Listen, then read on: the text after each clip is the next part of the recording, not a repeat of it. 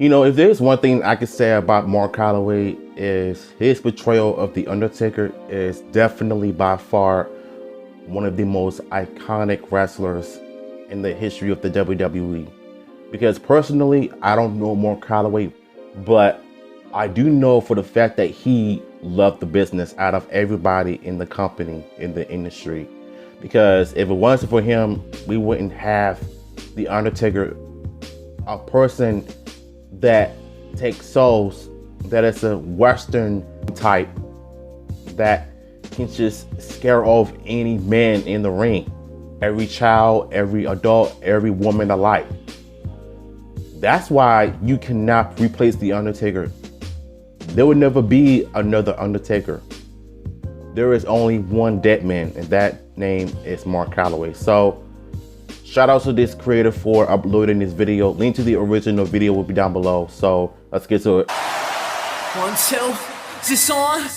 Throughout wrestling's history, we've seen many different gimmicks, but there is one that stands head and shoulders above the rest. Baby. While most top stars played extensions of their real-life selves, Undertaker played the mythical Dead Man, a persona that acted as the cornerstone of WWE for 30 years. During that time, we saw Taker portray a version of himself as well. It's what helped give the Phenom such incredible longevity. For this video, we're going to break down and showcase the very best of the Dead Man, from his personas to the entrance to WrestleMania and everything else in between. Today, we look at what made The Undertaker the greatest character in wrestling history. The Undertaker character gripped us right from his very first appearance. The entrance. We could feel his presence as he entered, and it was this breathtaking entrance that became a focal point of Taker's presentation. The slow walk accompanied by Jim Johnston's famous music was just bone-chilling.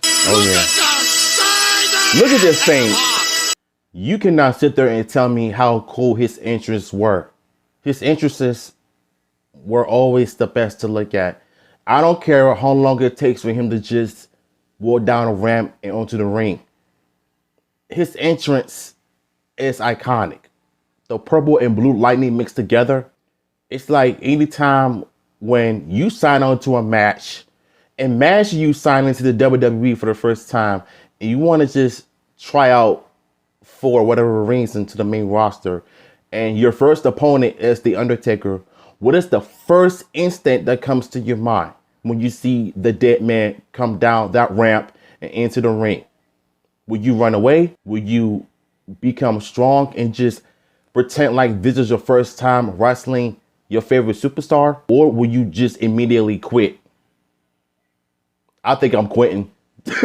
Because there's no way in the world you could have convinced me to wrestle somebody who was 10 times my size and is yet threatening and scary at the same time. Like, look at me. I'm not even built as a wrestler. Check out them drumsticks, baby! 8 feet tall, 460 pounds. And the dead man walks through that entrance. It is chilling. Undertaker is one of the greatest competitors of all time. I don't know how many times I have had the privilege. Oh, the Attitude Era music. Undertaker came back as Survivor Series 95 due to Mabel injuring his face. It broke the part of his nose. I remember him coming up with Paul Bearer and just him wearing like a Phantom of the Opera mask.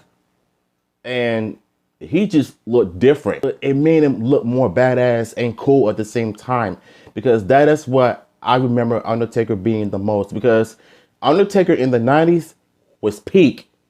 Whether he was a face or a heel, he was 10 times threatening, he was scary, and he was menacing. Chills that run up and down my spine. No matter the era or setting, Taker's entrance commanded our attention. He didn't just feel larger than life, he felt otherworldly. This was the living, breathing, undead phenom in all his glory.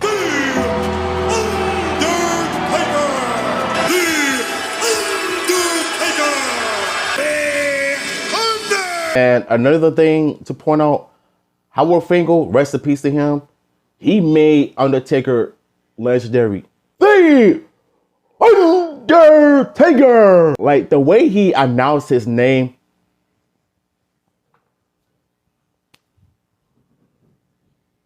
legendary, that's all I can say. I don't like the way he announced his name, though. In kayfabe, you can imagine how unsettling and intimidating the entrance was for the opponent. Very Psychologically, they intimidating. could lose the match before it even Every begins, WWE since they've had wrestler a was lot of talking time about to it. They think and all said the observe the same figure thing. they see before. Will forever be in the World Wrestling Federation. Kim was burning his face there.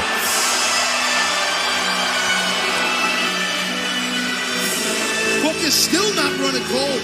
He's moving to the ring, but he's not walking. Oh yeah, I've always liked that entrance from WrestleMania 21. The Undertaker doesn't do Almost ordinary forgot. entrances, something that became even more apparent after he transitioned to the biker, driving his motorcycle to the ring with the music from Kid Rock and Limp Bizkit. And honestly, his biker gimmick was my favorite personally because it showcases how he is in real life. But he's nothing like what you see on TV in reality. He's way different. But on TV, he's basically showing the world how he is in real life. But I'm glad that he actually reinvented himself, because him playing the dead man gimmick for so long in the early 90s to mid 90s to late 90s. But if you look at his Unholy Alliance work with the Big Show, you can kind of see his American Badass gimmick coming along in mid 1989. But in 2000, that's when he went full-fledged biker gimmick. And that's when he let everyone know that, okay, I reinvent my character. I wanted something different. I wanted to be myself. And it kind of worked for the most part. But when he came back in Judgment Day in 2000, he had a massive pop like no other.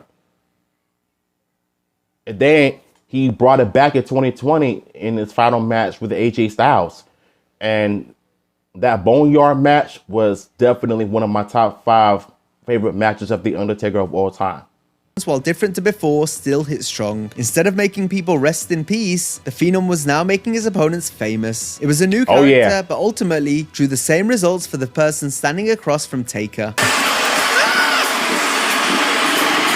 I like how they had to play his other song to avoid copyright.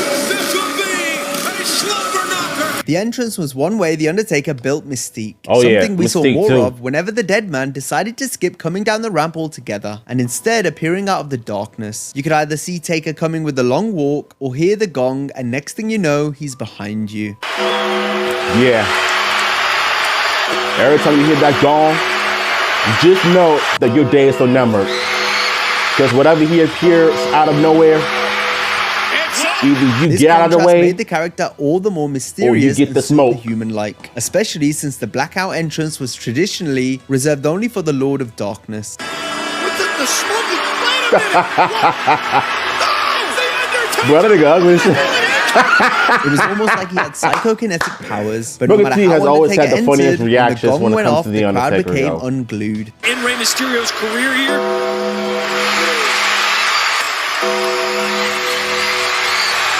Another historically exclusive weapon of Taker's was his supernatural abilities. Oh, this yeah. epitomized the dead man's persona. Supernatural Even powers. though we saw what he was capable of in and out of the ring, you never truly knew what he could do next. I could say this about The Undertaker as well, because Mark Holloway has done such an amazing job on portraying the character, is he'll make it seem like he actually has mythical powers, like from the comics and whatnot. But on TV, they made it look like it's real, but it doesn't happen like that in real life. And another thing I can appreciate Mark Holloway for is how much dedication he put into the character, because whether he's in character or out of character, going into these interviews or whatever, but it seems like he'll always be known as The Undertaker everywhere he goes. And that's the beauty of portraying a character that your fans will remember you by.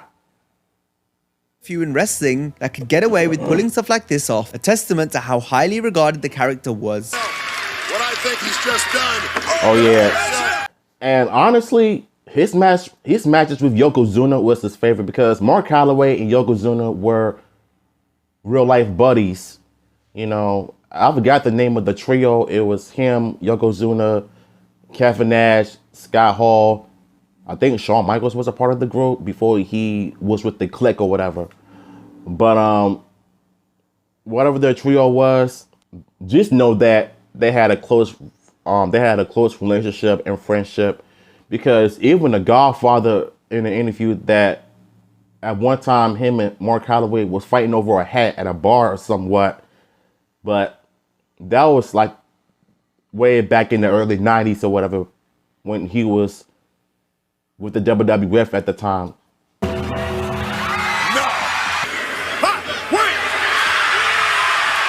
A little funny story about this clip right here. Even though this Buried Alive match was iconic, that arm in his hand wasn't really his. It was like a puppet to make it look like it's real.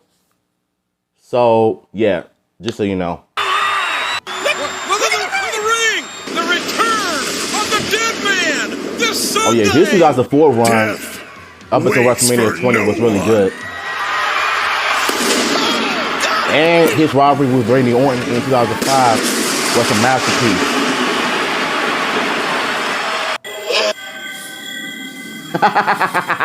Enjoy the ride, Randy. Oh, this one is iconic though. And this too. Like, there's so many iconic moments from the Undertaker that opponents, but this also extended to the referees. The officials were visibly afraid of Taker, even more so than the wrestlers. I bet. Unfortunately for him. And look, Earl Hebner. Infernal match again. I mean, you can't have a game plan. Hold hands with the Undertaker. I'd right drop to his knees. Brian Hebner, probably the smartest thing he'll do tonight. Commentating. He shortened my career, and it was not personal. Humbling Kane. Oh, look out. That nigga running for his life like a mud. And who could blame him? Oh, the Undertaker! Taker Yo, you saw how that man ran away during his run. His persona was heavily protected, a trope that became less and less common in other wrestlers as Taker's career continued. It's what allowed the Phenom to become such a special character. Undertaker's mystique and presence also extends to real life in the form of respect and admiration from his peers. Oh yeah, honestly, his relationship with Vince McMahon is no surprise because they both built a relationship because they were both close with one another. You know what I'm saying? For 30 years, you've known Vince McMahon, you've known The Undertaker. We've all seen it behind the scenes wise when it came to documentaries and all of that. But it's no denying that Vince McMahon has done an amazing job on creating such an iconic character that we all grew up and love to this day. Room leader for most of his career. Oh yeah, the key definitely. strength of the Undertaker's character was his ability to drop in and out when the time was right. Be it due to injuries or by having a lighter schedule, Taker is renowned for his memorable returns. The WWE was always a better place when he was around. This, coupled with the excitement to see the dead man back in action, resulted in numerous spectacular moments. Oh yeah.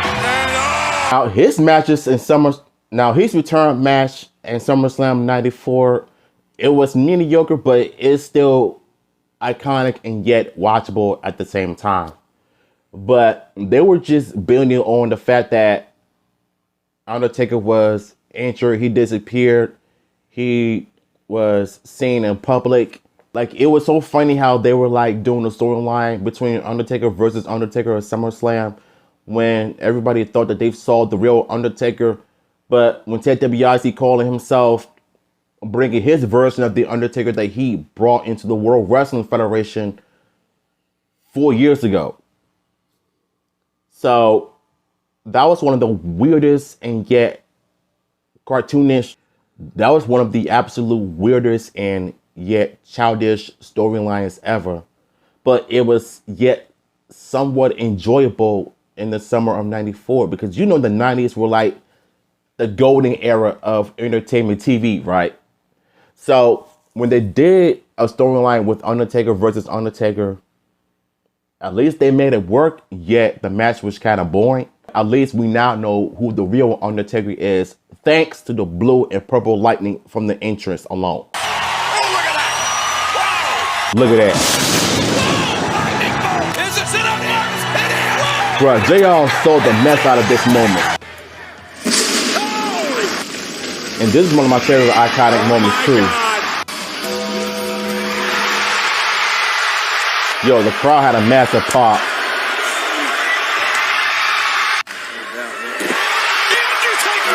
Bruh, the crowd made everything perfect. In all. Cover. Because once you hear that gong, it's a wrap. Oh my gosh! Feel the disdain. Oh my God! The dead man! What?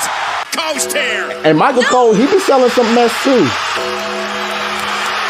Are you kidding me? The Undertaker is the type of character that doesn't need to Oh, say man, much. his promo- It meant when Taker spoke, Let me just say this though. Throughout 30 years in the company, Mark Calloway made Undertaker iconic when it came to his promos.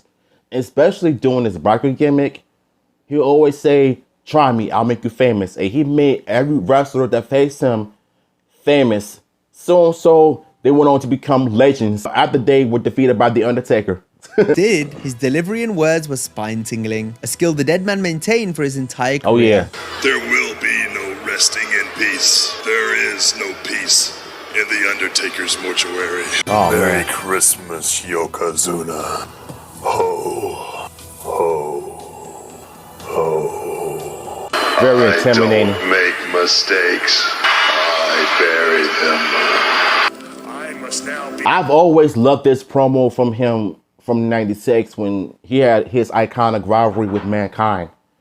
Because 1996 Undertaker was my favorite version of him because of his rivalry with Diesel, Bret Hart, and especially Mankind of all people. Can't forget about Goldust as well. But his rivalry with Mankind will always be the best because of the Boiler Room Brawl match of SummerSlam, their first Buried Alive match, and him versus Mankind at Survivor Series when he returned with a different type of gimmick, the Lord of Darkness gimmick, where he is no longer wearing the purple boots and gloves and the jacket or whatever though. But this promo alone, of the way he's talking, he's no longer talking slow like he usually does, but he's slow and fast, mixing the up a bit the way he's cutting it. And there was some funny moments where he was some bloopers a little bit when he was cutting promos. Like I feel like between 95 and 96, I can't tell which version I like, but if I had to pick, I would have to choose 96, hands down. Jury and your executioner. I hate every. And honestly, the Ministry of Darkness gimmick from The Undertaker, in the beginning, I personally loved it. But once Shane McMahon came and created the corporate ministry, I completely stopped watching. Because it just made Undertaker look like a punk. You know, always having people helping him out and all of that.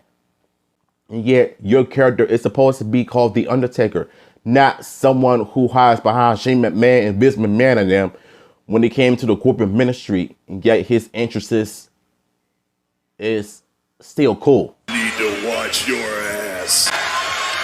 Oh, yeah, I remember this. I taught Talking you right in the jaw, everything too. You know about evil, but I didn't teach you everything I know. I'm back. Taking souls And digging holes. Yeah. While known for his ominous promos, the Phenom displayed a different side to his mic work as the American Badass and Big Evil. Here, the Deadman was able to roast and tear others down in a way that he wasn't able to do previously. It was the Attitude Era facelift needed to bring the character into the new millennium. I spoke about this as he before. played a character more true to his real-life self. Yeah. Although I don't dress like Satan anymore, I'm still down with the devil, and I will go Go medieval on your ass. I love You that get the promo. pleasure of paying me lots of money to kick your stank ass. It's true. What? She is A sleazy tramp. I've watched every single Undertaker match, promo segments, storylines. Like, there's so many iconic lines that he made that are just so legendary and iconic. Everybody is just repeating the same lines. Like, come on. Why don't you say what if you like to sleep with your own sister? That's Damn it. thing you can do about it, cue ball. There ain't but one kind of pie Kane and I both eat. Poontang pie. Key feature of Undertaker's promos were his catchphrases. He sent out warnings to opponents and told them whose ring it is. Iconic reminders that enhanced Taker's haunting aura. Your mouth's writing checks, your ass can't cash. Because tonight, your mouth has wrote a check your ass can't cash. Your mouth's writing checks, your ass can't cash. Honestly, I feel like and what you just see in that clip from late 1999 when he was showing his American Badass persona when it came to like kind of promos and whatnot, you saw a lot of glimpses of that. Some things were about to change. By 2000, it happened. I'll make you famous. One of the most famous words. Then jump. But if they try me, I will make them famous. Try me. I'll make you famous. That ring, it's my yard. And I'm the big dog that runs that yard. You're in my yard, and I'm the big dog that runs that yard. That's my yard out there. And I'm the big dog that runs that yard. When Daddy wakes up, tell him the Undertaker took back his yard. Oh, so iconic. Ends in my yard. For them, it will be a graveyard. What would you like to hear? Rest in peace. Yeah. Rest The eye roll. in peace. Look, he just snorted cocaine. That's why he got his eyes throw back in his head. Rest in. And honestly, though, his rivalry with Kurt Angle is pretty good, too. Kurt Angle was no pushover. He was not afraid of The Undertaker. Even when he had mystical powers, Kurt Angle was being Kurt Angle. And that's what I love about it. Rest in peace. Rest. Rest in peace. Iconic line. Peace. Rest in peace. Now, his Hall of Fame speech from 2 years ago was very emotional because you know he was beloved by so many people all over the world. Not just The Undertaker, but the person behind it, Mark Calloway. And the part that really broke everybody is when he said his wife had him restored his faith in Jesus Christ. So Mark Calloway is also a Christian too. So just because you see him playing the character on TV doesn't mean that he's like that in real life. I mean, he's an actor just like everybody else is. And yet, his character is iconic. So shout out to Mark Calloway for that one. In peace. Rest. In peace. Rest. The way he rolled his eyes back, that right there gave me PTSD one time. Because I can't imagine going to bed by myself at night and waking up the next morning with a bad nightmare and he's right in front of my face, eyes rolled up in the back of his head. He just snorted cocaine, made him super high to the point where he had to roll his eyes in the back of his head. Surprised he didn't have a headache after that. But at the same time, that is what I love about this character. It's the eye roll. And he even said it at one point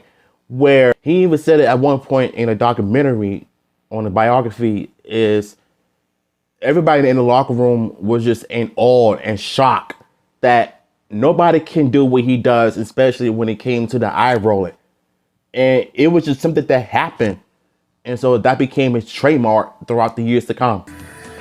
That is a wrap. Thank you very much, Undertaker. Another way the This is Phenom why he built had a headache. ambiance was through his many taunts. Some hyped us up for moves, others sent chills down our spines. The eye roll, that just happened in a match. And everybody was like, what the hell was that? It's legit scary. I can't stress that enough. Look at that, Monsoon. He has no eyeballs. The Undertaker had just 3 words Man. About palsy. Today, he represents.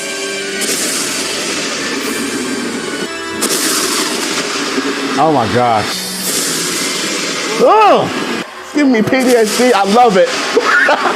One thing that all the taunts shared in common was symbolism. Whether they were setting up a move, like The number of people have ever kicked out from a the last ride. from the Undertaker. Well, this may be what the Undertaker has to do. The damage still done. Oh no. Oh my God. We saw him drop 15 feet and still beat Mr. Kennedy. Look at this. that long and better make himself scarce if he knows what's good for him. Oh! This, Michael, say it. This is vintage Undertaker, right? representing a different incarnation of the dead man's persona. Just take him out of here. That's right where he belongs, huh? All right, let's go. Out! Come on. Arrest him! All right, let's go. Let's go. Come on. You go. I like how he spit that tobacco.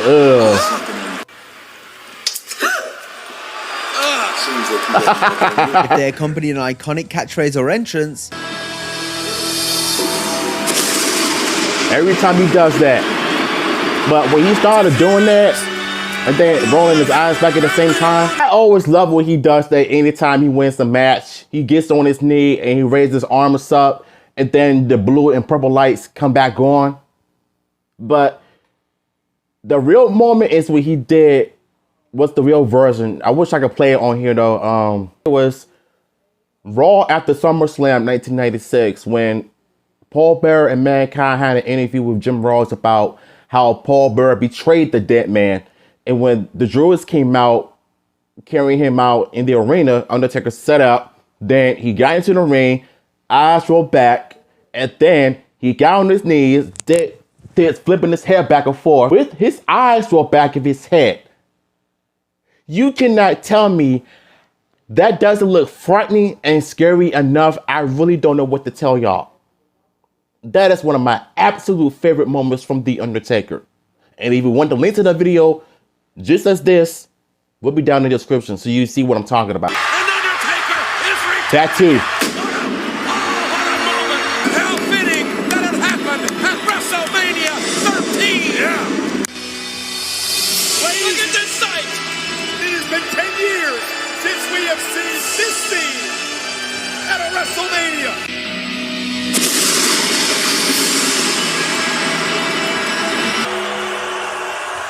Oh man. Now I reacted to this video 5 years ago or 4 years ago. That part really got me crying and it was too emotional. When Paul Bearer came out at a hologram, Undertaker's eyes were slightly rolled back of his head. That was not only a unique way. It lets me know that you not only left a mark, but you also left a legacy in the WWE for future superstars that are inspired by The Undertaker.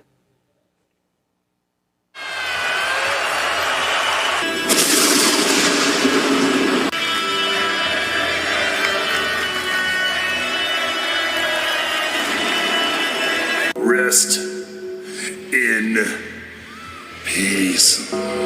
Rest in peace. or spelled impending doom for his opponents. And now somehow looking to put the Undertaker away. Undertaker sets up. Now, this match with Roman Reigns. Undertaker's got Randy Orton. With his obsession. Oh, no. Oh, my God.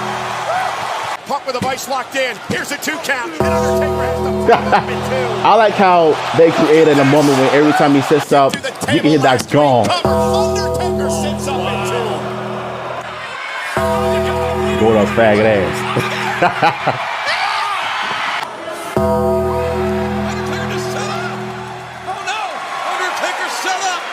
Champion. Oh boy. Undertaker's the challenger. Oh man. Eagle can't believe it.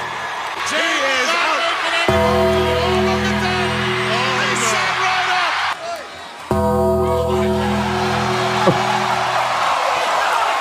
That's right. Sit up. Oh. Cena stopped in his tracks.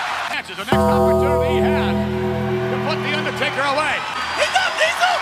Hey, man. Oh my God.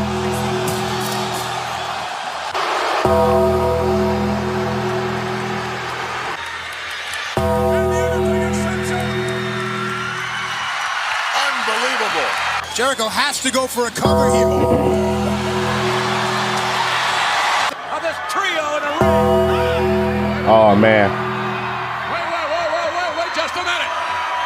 And Michaels can't believe it. Oh man. Not as creepy as that. And Jim said creepy as ass. Better say creepy as fuck. But I get it. Hey, eventually it's going to work against me. Look at this. Here we go. Hello.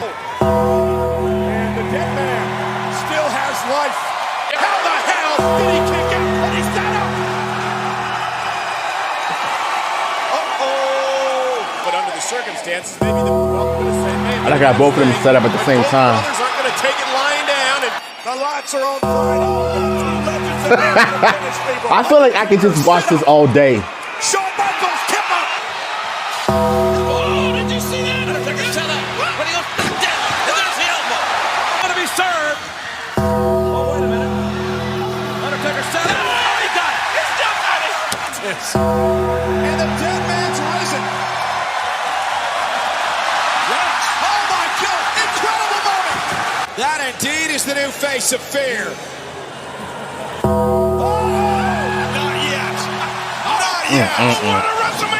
We've spoken about his legendary character, but we Oh would yeah, be remiss he was not a to mention the masterful Deadman's talent in the tremendous ring. ability between the ropes. He His runs, unique he in-ring kicks, style his helped punches. create some incredible matches. Despite Taker's large height and weight, he had You know what? For one thing that I love about Mark Calloway is how athletic he is. Even for a guy who is 6'10", 328 pounds, that is able to walk the ropes, he can do drop kicks, he can throw punches and kicks. Like, that dude can throw hands. Like, he can throw hands like no other wrestler can do. But I think it was around 2002 or 3 when he started getting into the MMA style type of fighting with the grapple and the choke hold. But one of his famous submission move is the triangle choke, or the Hell's Gate is what they call it. he would jump in the air or from the top rope. Yeah. Top rope in. No.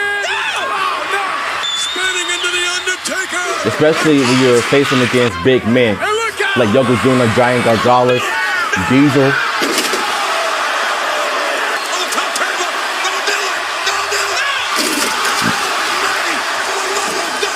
However, one of Taker's greatest moves was his the trademark suicide dive from the dive. outside. It was a Oh thing my of God. beauty, but used sparingly, which made it all the more of a threat when we got to see it. The Phenom was willing to put it all out on the line to entertain the fans. Like, how does he do that though? Like, if I would have done that, I would have broke either my ankles or my neck doing that shit. Oh, this one is iconic. The Inferno match, him jumping over the rope with the flames up, made it 10 times better.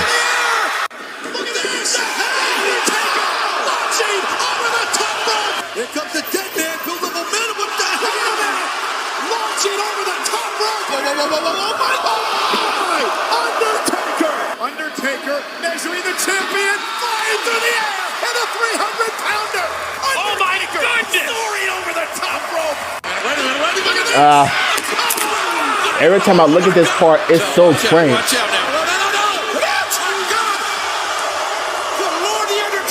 The Phenom's matches were characterized by his signature offense. He Oh, had his yeah. go-to spots and a Walking host on the of rope. finishing moves that could win him the match. Setting him up for snake The snake eye, So coming off to Rob. The DDT is one of his most famous moves. The jumper clothesline, that's my favorite. And the leg drop from the apron. Leg drop. Look at the balance. The Undertaker thrown across the shoulder. This is vintage Undertaker. Yeah.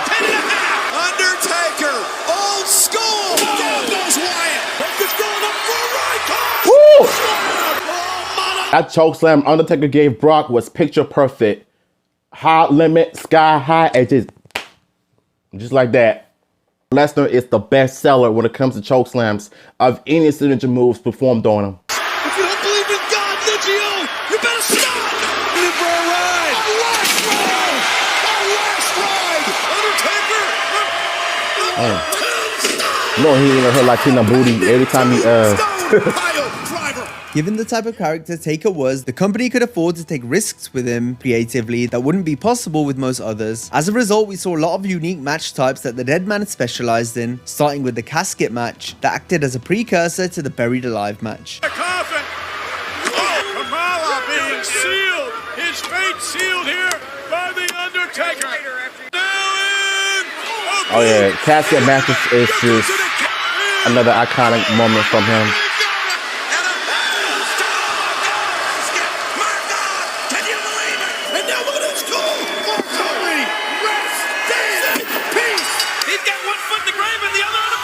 The Buried Alive match as well.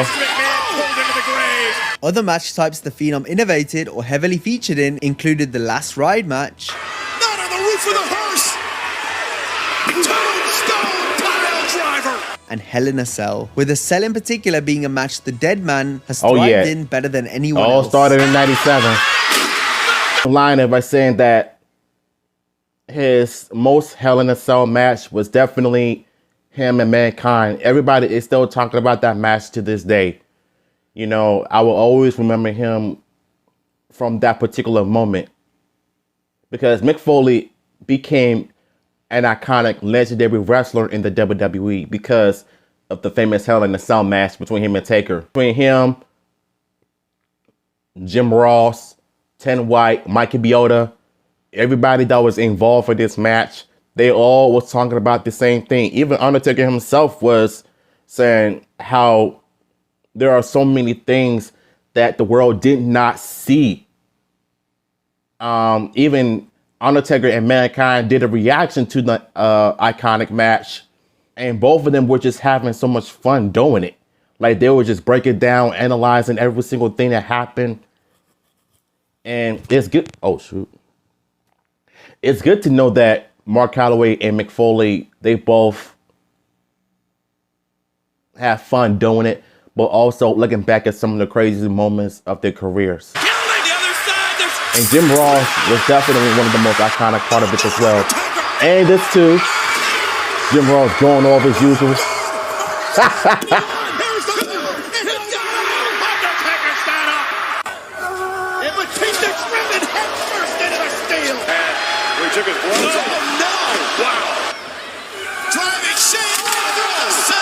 The Undertaker saved many of his greatest matches for the WrestleMania streak. On the way to creating a legendary WrestleMania unbeaten iconic, streak that will so likely never be bruh. replicated. And while Taker's early Mania bouts weren't overly memorable, they gradually built and built to the point where the streak matches became a main feature of WrestleMania. The streak became its own phenomenon, and the storylines of wrestlers attempting to break it helped define The Undertaker's legacy. The iconic series with Shawn Michaels and Triple H were not only some of the best matches of all time, but collectively the saga is one of the greatest stories ever told in wrestling. The Undertaker was the mythical final boss that Shawn, Hunter, and so many men tried to defeat on the grandest stage, but failed. Yeah.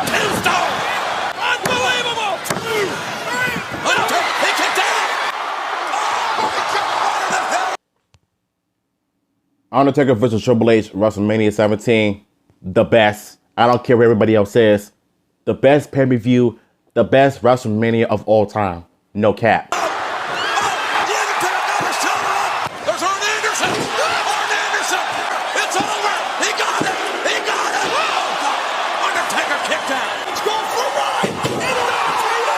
Yeah, that was another good match as well.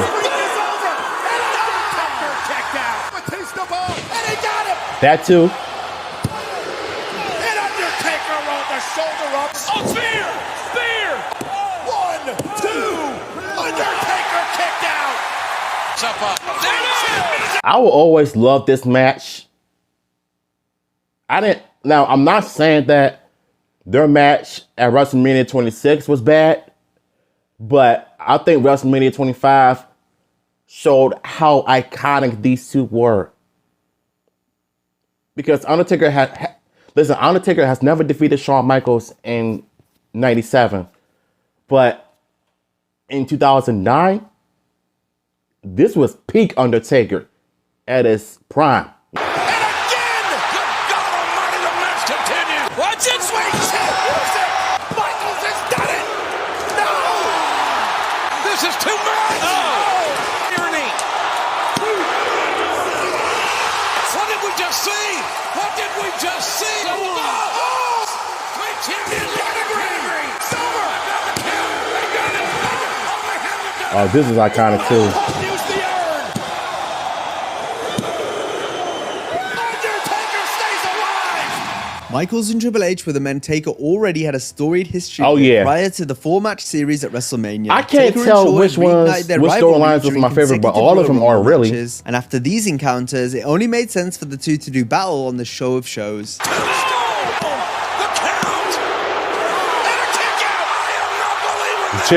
JR sold everything about this match. The game had featured in the background throughout this storyline, before himself challenging Taker at WrestleMania after the Phenom retired HBK. Because you know, Shawn was always better than you. You remember when I said Shawn is better than you? He is. It made for a thrilling story, the type of which the dead man's career was chock full of. Perhaps the most notable one was the introduction of bruh, I'm telling you right now, his iconic match with Kane, your brother Kane, oh my God, like, I can't think of a million reasons why that is one of my absolute favorite storylines from the Dead Man in 97. They've done such an amazing job on creating such iconic figures like Kane, Paul Bearer debuting at WWF Bad Blood in their first Hell in a Cell match. Kane came out. That's how you know things were about to change for the better. So Paul Bearer for weeks was trying to get Undertaker to fight his brother Kane, and Undertaker was just 100% against fighting his own siblings, his own flesh and blood. But when it came to 98 WrestleMania 14, the storyline building up to that moment, it's such an iconic piece.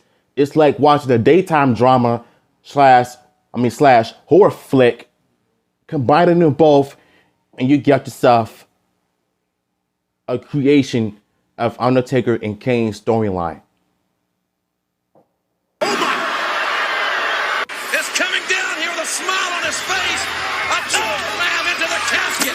And my God, the casket's on fire. Building to the I match love at everything WrestleMania about 14, this. it was a story that continued to be told years down the line. Both were powerful on their own, all with Paul Bearer by their side, but together as the Brothers of Destruction, they seemed unstoppable. Although given their history, it was usually only a matter of time before they fought each other once again.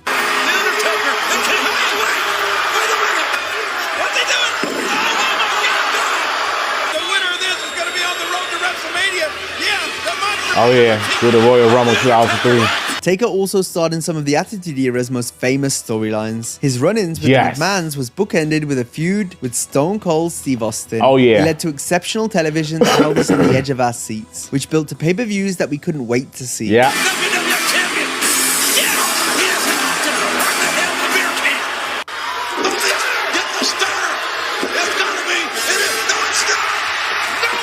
The Undertaker's run as ruler of the ministry. Like I said in the beginning of the video, his run in the beginning of the Ministry of Darkness was really good.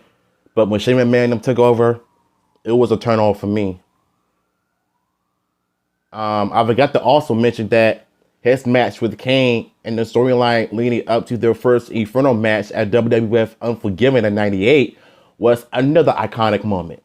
Even an interest as well. Figure that added more layers to his character. The shift to an edgier product allowed Taker's persona to push the envelope. Oh my. Oh, this is crazy. Oh my gosh. The fact that he actually did that is weird. This has to be because Christian was the one who told Shamrock where Stephanie McMahon was being held last week. Where to? It's like he was running some type of cult. You know what I'm saying? No. Lift into his future for this Sunday. That moment. Domination. Look at this. This continued during the Ruthless Aggression era, such as during the personal blood feud with Brock Lesnar. This was a great storyline that showcased Taker's ability to elevate others, since Lesnar was a made man in WWE following the feud, not just because of the in-ring, but also because it showed how brutal Brock could be as a character. Oh yeah, I like their storyline.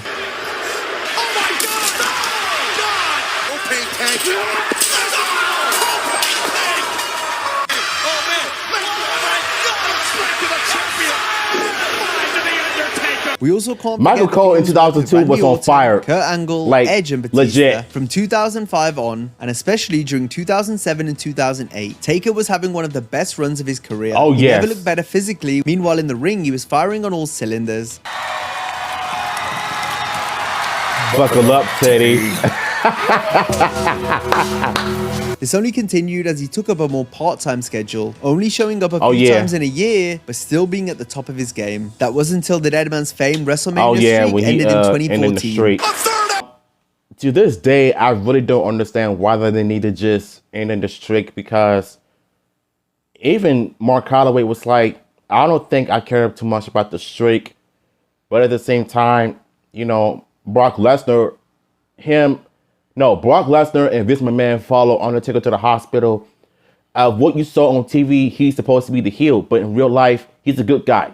Oh, of course he's gonna care for his friend, his buddy, because they've known each other for so long, and you want to make sure that your buddy and your man is okay. You know what I'm saying? But at this point, I still think the streak should have never ended in the first place. But it is what it is.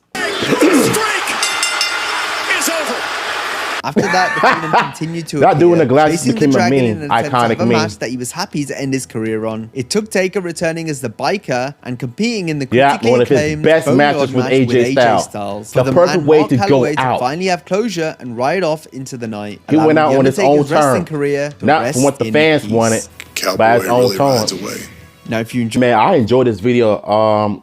Go follow him if you want the link to this original video, and the video I said before will be down below. Like I said, there's so many iconic moments with The Undertaker, like you cannot comprehend which one is your favorite. But for me, the 96 version of The Undertaker is my favorite personally, because his run with Mankind, Diesel, Bret Hart, Goldust, Stone Cold, everybody, it's not the story that counts, it's how you deliver. And they definitely deliver all of that from the mid-90s. So once again, shout out to Mark Calloway. Thank you for 30 years of entertaining us, giving us iconic moments. And if it were to meet you in real life, if you were to visit DC, I would love to have your autograph and take a picture with you and have a 2-minute conversation with you, because just to get to know you a little bit though, because you know, as a fan, I respect you. So yeah, I'm gonna catch you on my next one.